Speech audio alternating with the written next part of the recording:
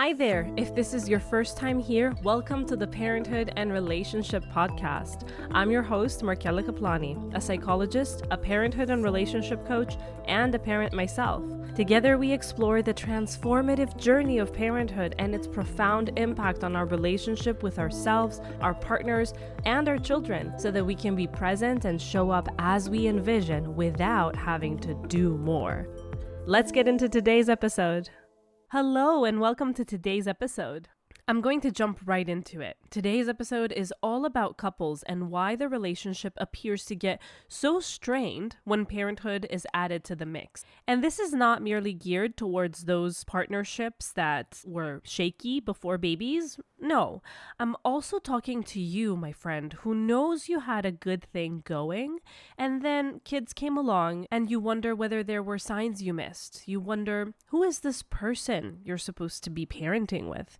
You wonder whether you were so desperately insecure or worried about the clock ticking or needing to abide by social rules that you decided to start a family with someone who would have otherwise screamed inappropriate. Well, I'm here to tell you that even couples with good foundations get shaken up with the intense dynamic shift when children come along.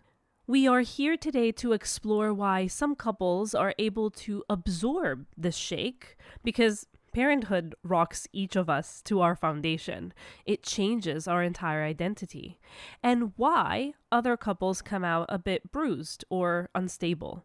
So if you find that your marriage is being tested as a result of parenthood, whether you believe you started from solid foundations or somewhat or very problematic ones, this episode will speak to you and your partner. First, we're going to tackle the unspoken emotions that each parent may feel but has a tough time describing.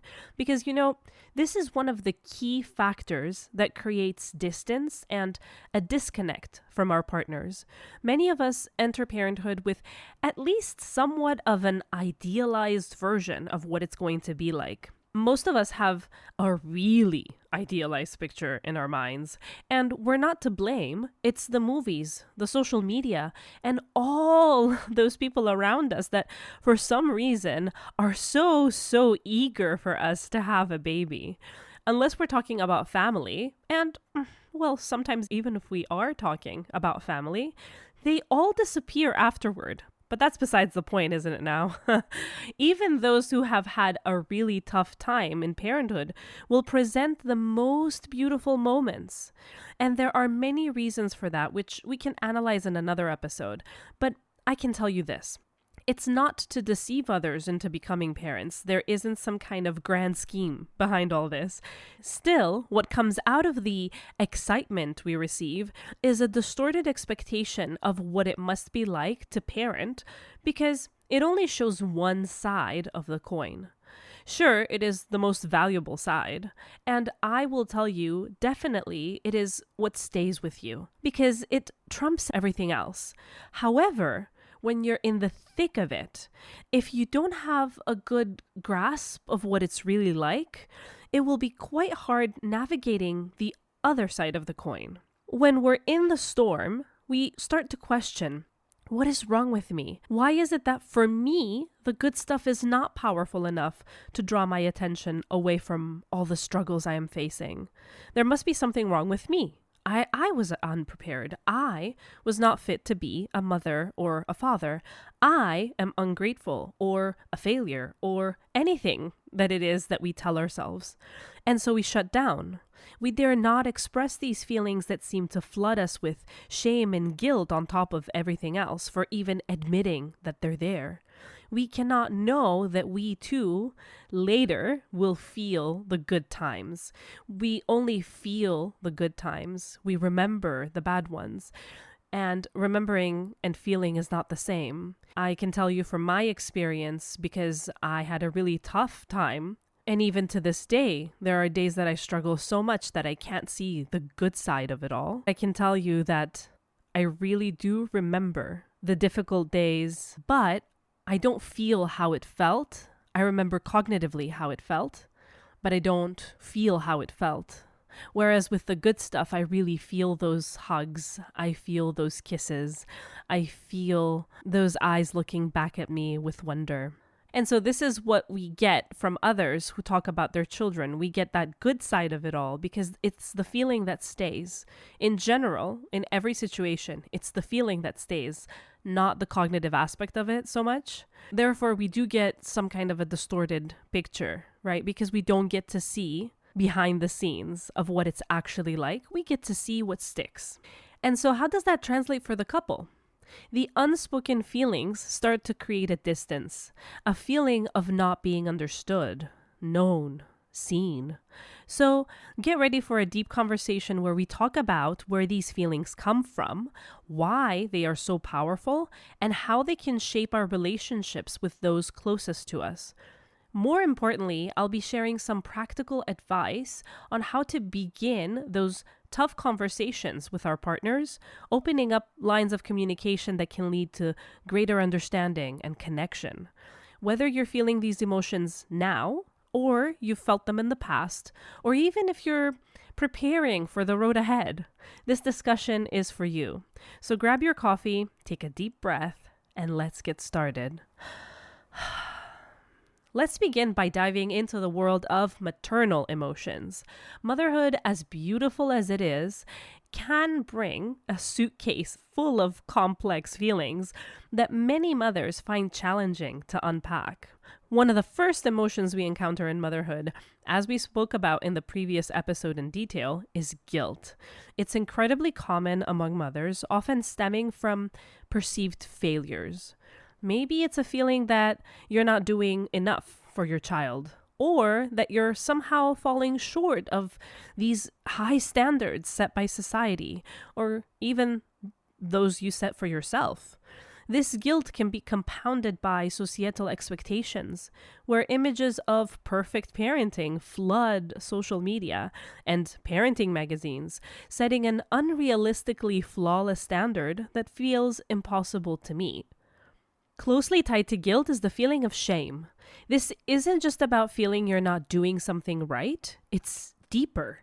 It's feeling like you are wrong as a person, as an entity. This can come from personal and societal judgments about what it means to be a good mother.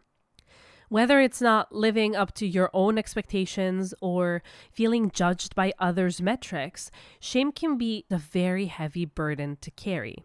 Then there's the feeling of incompetency. It whispers, or sometimes even shouts, that you're not cut out for this, that you're not measuring up to the task of motherhood or to the example set by others around you. It's a tough feeling that can make you question your capability and even your worth as a mother. And it doesn't end there. Many mothers also experience loneliness, often feeling isolated in their experiences or trapped in the relentless cycle of caregiving. Along with this comes resentment too, which can sneak in unexpectedly, perhaps towards a partner who seems less involved or less bothered, less encumbered by parental duties, or toward friends who appear to have more freedom even though they seem to be, and I'll emphasize the seem to be, in similar situations to yours. But where do these feelings come from? Often, they're not born in parenthood itself, if we're going to be honest, but they are amplified by it. Past experiences, unresolved personal issues, or even the way that our own parents raised us can trigger these emotional responses. Remember how we talked about our inner child being triggered when we try to gentle parent our own children, especially if we weren't gentle parented, if we had to disregard our own thoughts, will, emotions, because that's the only way we could have survived in our own familial environment. And now we allow for our children to have these freedoms. Now our inner child gets triggered about why we still possibly don't allow this to ourselves, why our inner child still feels very much controlled while we are trying to do a completely different thing with our own children. And so this triggers the trauma. It beckons us to reparent our own selves. I'll put that link to the episode in the description because I don't remember the number now. So look to the description to find the link and the number of the episode if you're interested in learning more about this. So going back, it's really important to understand these triggers because that is really the first step toward managing them. As we explore these emotions, remember you're not alone in feeling this way. These are shared experiences, common threads in the fabric of motherhood. More or less, we've all felt some of this to an extent. By acknowledging these feelings, we begin to lighten their load, and that's the only way we ever give ourselves the opportunity to start to resolve them. Now let's shift our focus to the fathers.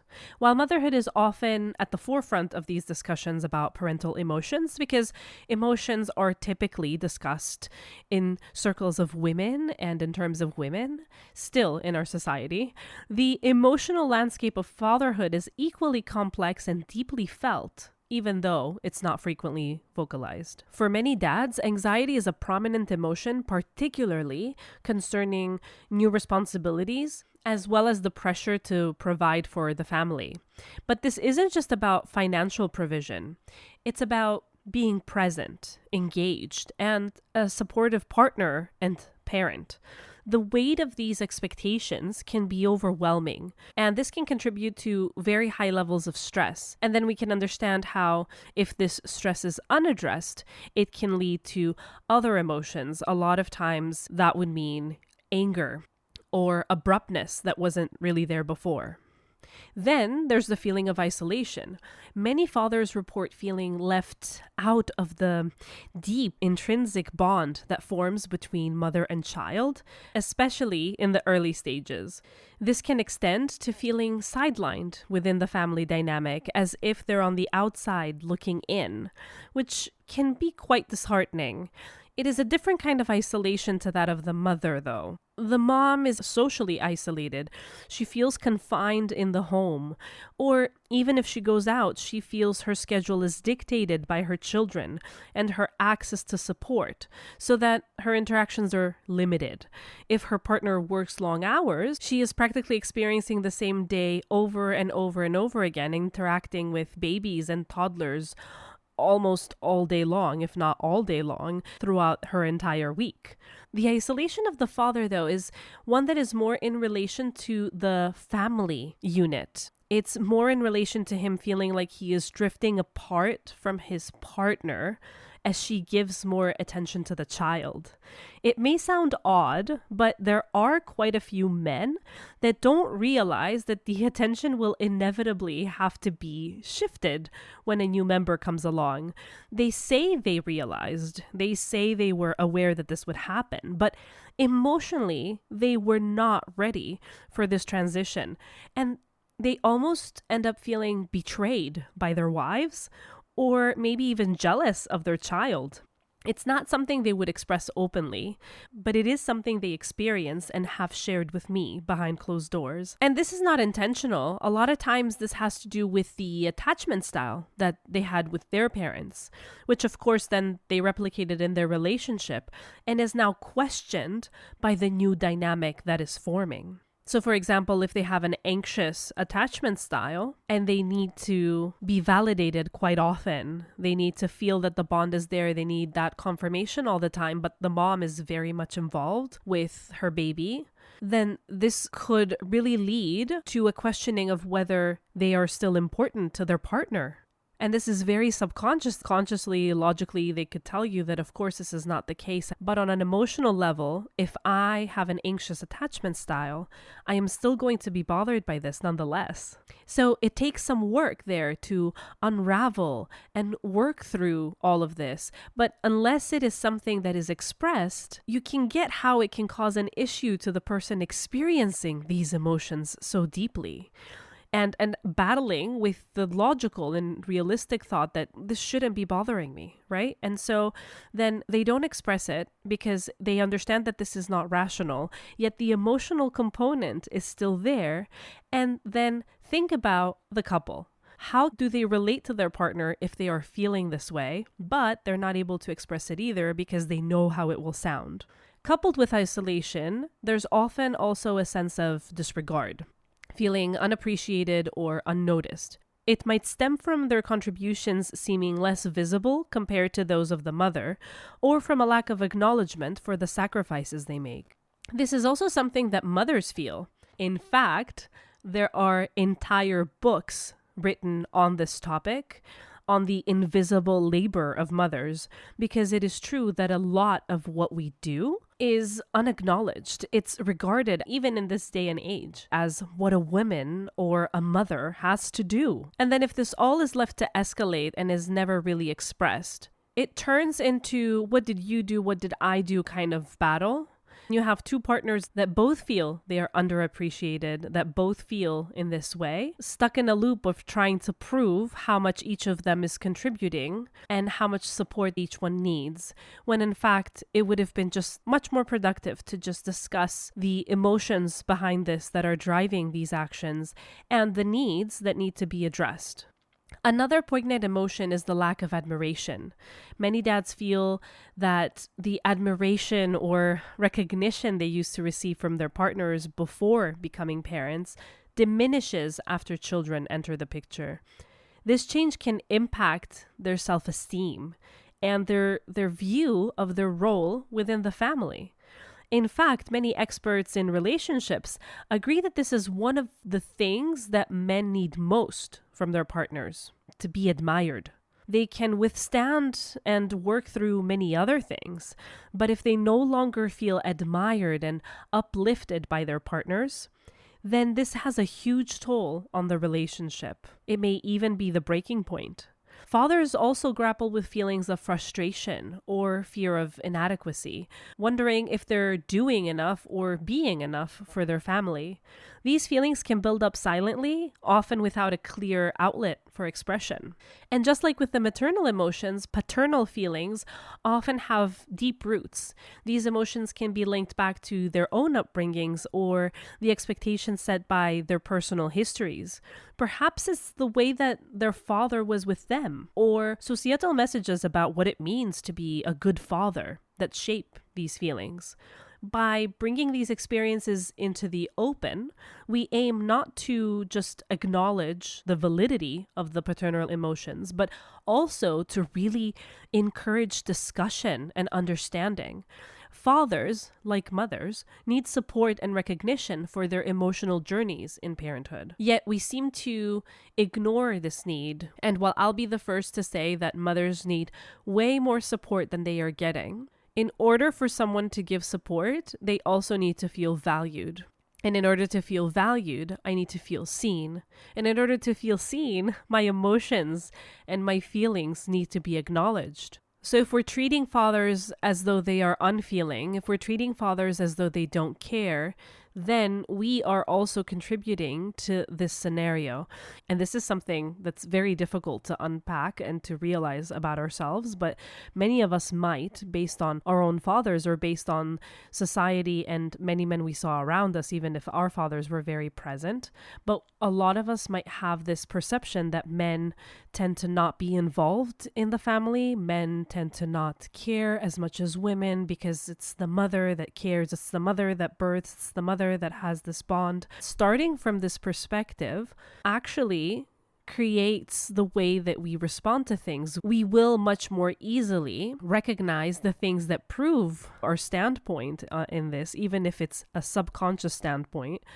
And then we will quite easily start to treat our partner as though they are what we think all men to be. Uninvolved, uncaring, unfeeling. And then, of course, this reflects on our relationship too, right? Because if I feel that my partner is not there emotionally for us as a family, then I start to shut down emotionally. And then we just have a co-living situation if we can stand it. So it makes sense that in the second part of our episode, we turn our attention to how these deeply felt, yet often unspoken emotions affect communication between partners, particularly once they become parents.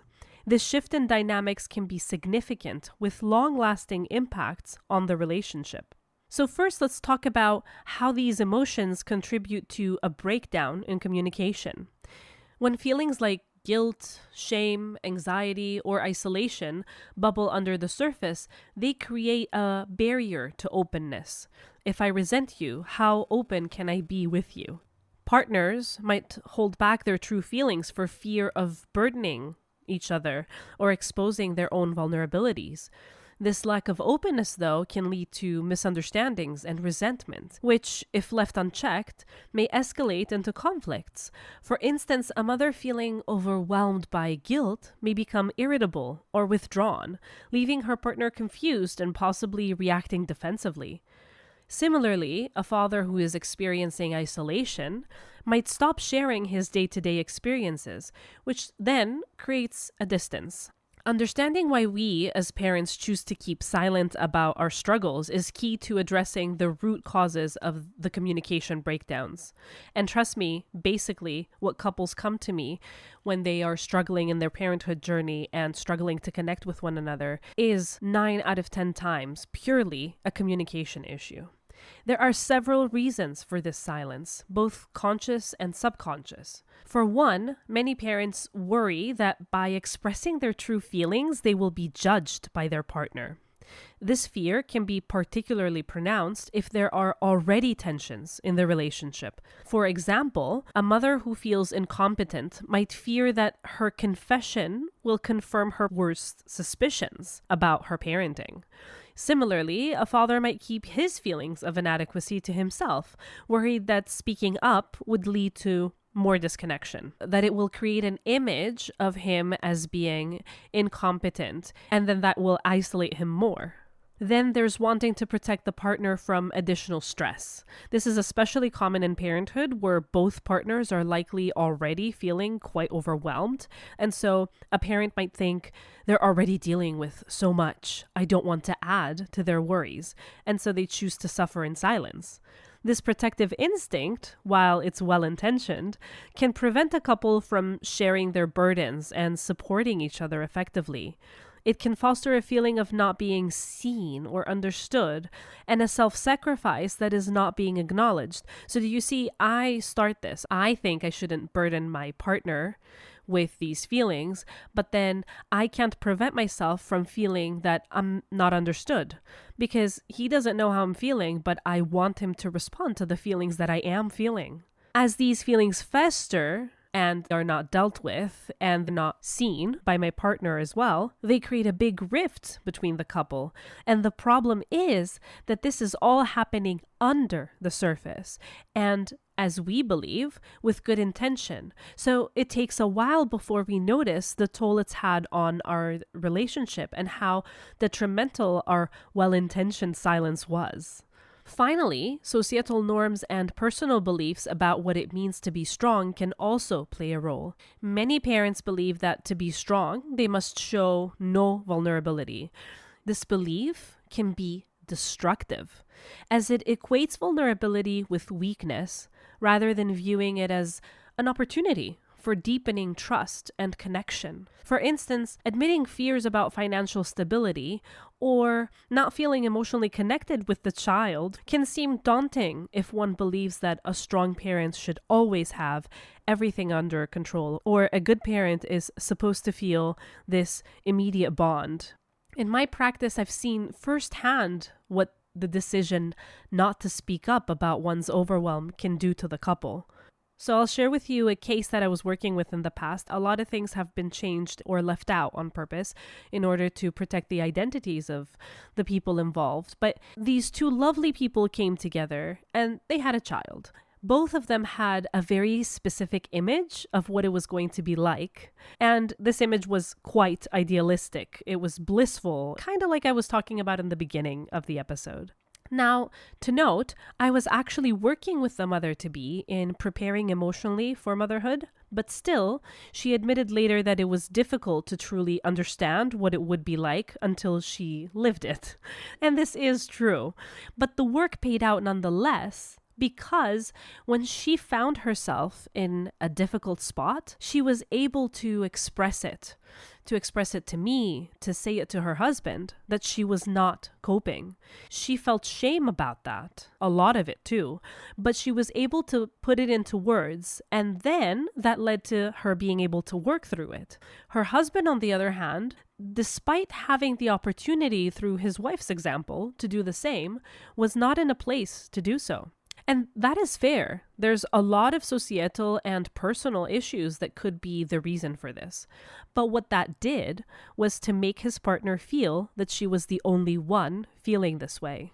And when his way to cope with these similar feelings was avoidance, it became very clear how just admitting it would have brought them closer together and even given them room to see this coping mechanism as something necessary and ultimately helpful, if not dragged on, of course, rather than rejection. If he too were able to openly say, yes, I expected something different. Yes, I feel bad that I sometimes hope we had a different baby. Yes, I sometimes feel like I want to stay longer at work because coming home means having to face all these feelings that then makes me feel even worse. Then, if he were able to say this out loud, they would have connected over all of this. And then working through it would have been a natural step, because it was already out there. And this way, the coping mechanism, which like all coping mechanisms can cause harm if dragged on, would have then instead served its short-term purpose without any side effects. Instead, the overwhelm that wasn't voiced, the shame that came because of the overwhelm that also wasn't voiced, led to avoidance, and this avoidance was read as rejection from the other party. What I'm trying to say in sharing this story, which, so you know, is actually quite common, and it's not the first time I encounter something like this. The point is that the journey out of this silence and towards healthier communication requires conscious effort and often a shift in perspective. It involves recognizing that vulnerability is not a weakness, but a pathway to stronger, more resilient relationships. It's about understanding that sharing the load doesn't just distribute the weight, it multiplies the support. Now, let's switch gears and go on to talk about specific strategies parents can use to start these difficult conversations to ensure that they're productive and to foster an environment where both of them will feel safe, valued, and understood. I firmly believe that when we tackle these challenges together, as parents, we will not only improve our own emotional well-being, but also we will be modeling healthy communication for our children, setting the stage for open and supportive family dynamics along the line. And this is the whole purpose of this podcast. It is a way to support parents so that we are also supporting our children. So if you find that your communication is lagging lately, here are some practical steps to start the essential conversations that maintain them with compassion and understanding. Initiating discussions about difficult feelings can feel very daunting, I know, but it is the first step towards a deeper connection and towards starting to see one another for who we are, starting to feel one another. So here's how you start. First, it's really, really essential to choose the right time and setting. Timing is everything. Choose a moment when both of you are not overly stressed or tired. It might be after the kids have gone to bed, or perhaps during a quiet moment over the weekend. The setting should be private and comfortable, free from distractions, ensuring that both of you feel safe. I'm noting this, feel safe to open up. A lot of times one of the partners will throw in a remark in front of the child. The other will get triggered and jump in, and then there will be a secondary fight about not being able to control oneself in front of the child. Let's avoid setting up each other for failure, but let's also recognize that this is a way, for the partner who does this, this is a way to create a form of safety. The person who is starting the discussion in this kind of space where he or she does not want to cause a scene for the sake of the child, does not do this because subconsciously they want to hurt the child or they want to harm the other person's relationship with the child. They do this hoping that their partner will be able to contain themselves in front of the child because of the child. It is a plea for a more civil conversation, an expression of fear in a way that if talked about behind closed doors, this will escalate too much for them to emotionally handle. This concern, therefore, would be the one that needs to be addressed first before anything else. And this is where the container that couples therapy offers becomes very, very useful, so that both parties feel safe to enter the discussion, knowing that there will be someone there, not as a referee, but as someone to witness the underlying hurt, the pain from both sides, and hold it. Hold it enough so that it starts to get resolved rather than thrown back and forth like a tennis ball.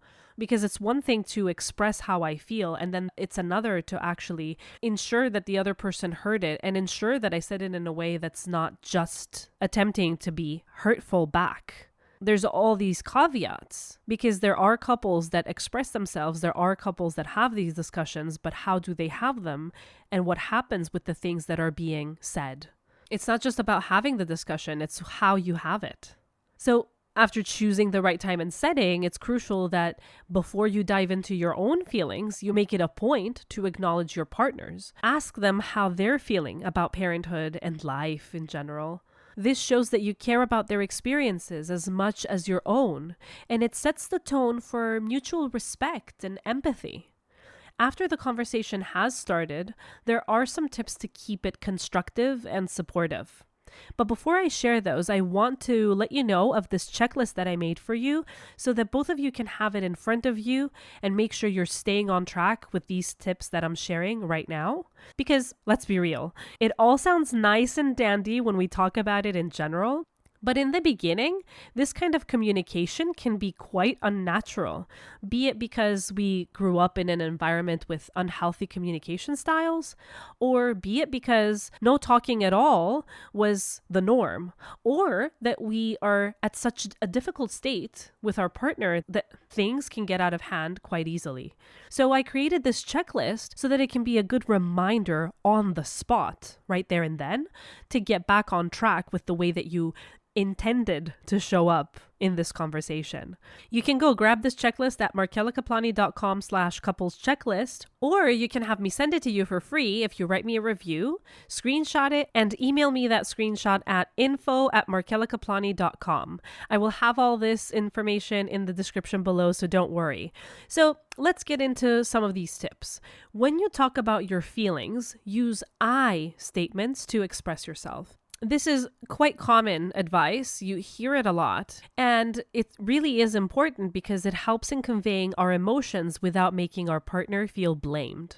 For example, we say, I feel overwhelmed with the chores instead of you don't help enough around the house. We say, I feel very anxious when you don't show up at the time that you said you were going to return from work, instead of you make me anxious because you don't keep up with your obligations or you don't keep your promises. Do you see how that changes things? Because I feel anxious means, okay, how can we address your feeling of anxiety? Instead of you are inconsistent with what you promise. And so the first thing that I will do is I will try to defend myself. Of course. That's what will happen. It's a very natural process. It's not that there's something wrong with me and I'm always defensive and I'm always angry. You're accusing me of something. For most people, this will trigger a defensive response. Whereas I feel anxious is kind of like the blame is being shifted and it's not really coming to you. It's becoming an issue that we can both tackle together. It creates a whole different perspective. You bypass the defensiveness altogether. Then, obviously, there's active listening, and it's key. This means truly hearing what your partner is saying without planning your response or your rebuttal. You validate your partner's feelings by acknowledging them and showing total empathy. Here, the point is to acknowledge our partner's feelings and to show empathy. You might say something like, I see you're really stressed about work, and that makes total sense. And letting that sink in, letting them respond and seeing the response instead of trying to do something about it, instead of trying to interpret the feelings, just mirror the feeling and show validation. Then again, like I mentioned earlier, sometimes the barriers to communication are too significant to handle alone, especially if they stem from deep-seated issues or if they're causing considerable distress. In such cases, seeking help from a coach, counselor, therapist can provide the safe setting we are discussing, along with the appropriate tools to navigate these challenges.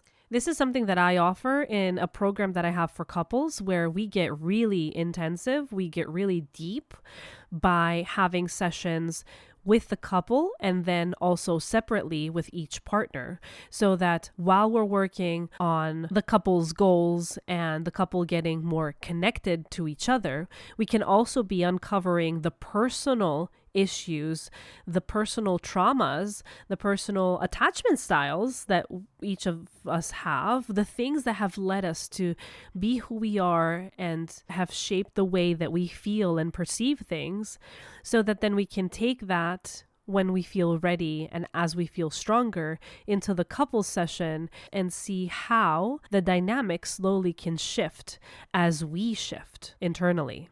Sadly, though, couples therapy is usually the last resort, treated as a failure on behalf of the couple to deal with issues on their own, like it's a sign of weakness that support is needed. And this in itself makes taking the step more difficult and the process of therapy harder until the resentment for being there is resolved first.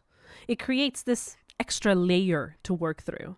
What I always tell couples when they come in, and I believe it to my core, is that it's a sign of strength to ask for help when it's needed.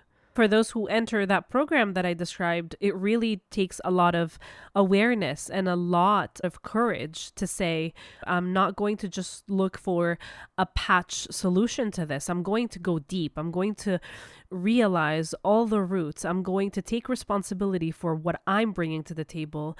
And you are committing with me to take that same responsibility. In itself, that commitment, me seeing that you as my partner are also committing to looking within and taking your own responsibility and then bringing that together to the couple, that in itself is actually creating the space and the foundation for trust and for the connection to spark up again. Before we conclude, I'd like to leave you with a small journaling activity so that we can keep our journal going. And if this is your first time here, get a journal so that we can do some activities to put into practice what we say so that it's not forgotten and so that it's applied.